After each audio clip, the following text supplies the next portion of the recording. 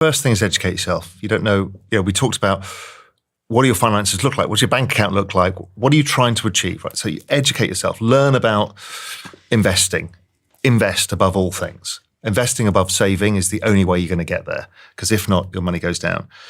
And then just do it.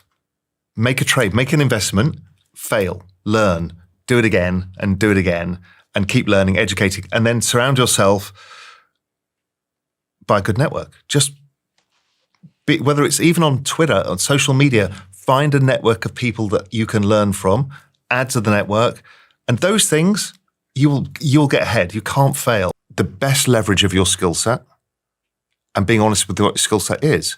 Just because you're a doctor doesn't mean you should be a doctor, just because you've graduated, because you can do other things.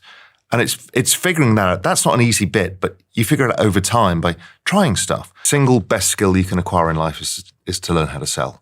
To be comfortable around people and to be able to get a message across is the single most powerful tool you can have in life.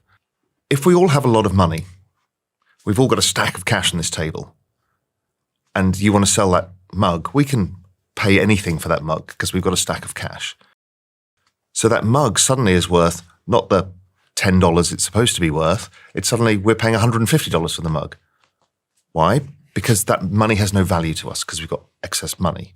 So when you create excess money in the system, it's this debasement of currency. It's an optical illusion that the value of assets are actually going up. They're not. It's the value of your money is going down.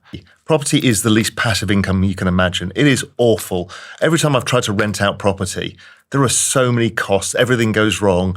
It's just endless. You're paying fees.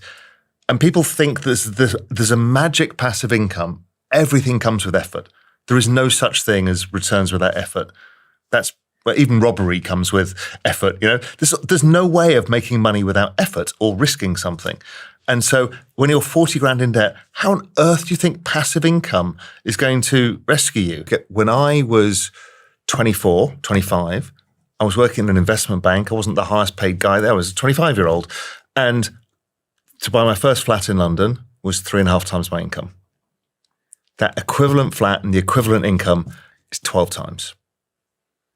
So rent makes much more sense now, and you might as well invest. Buy all the stuff that you think will drive returns. But a primary house is not an investment, never will be.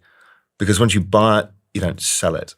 You don't realize the equity. Maybe your kids do, if you've got kids. So it's not an investment, but it can be an investment in your future. So networks, it's what you put into the network, not what you take out. That comes back. Karma flows back always. Give as much into the network as possible, and the network gives back. I do think that investing versus saving is misunderstood. To go back to your original question, I think investing is much more important. I made the mistake of being a saver when I was young because, the fear that, all of that stuff meant I was super risk averse. And I was an investment banker. I was investing, but I didn't. So I made money from being in that industry. So I'm like, I'm just going to hoard cash. I did worse for doing that.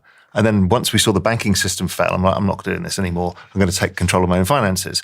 So the same is true of a business. If they're generating cash, they shouldn't be sitting on a massively large amount of cash, but some liquid investments, I think, massively help because you're going to make your cash grow for you and your shareholders. And that's important. But don't let go of your liquidity because when you really need it and you don't have cash, that's the worst thing in the world, particularly when you've saved the money.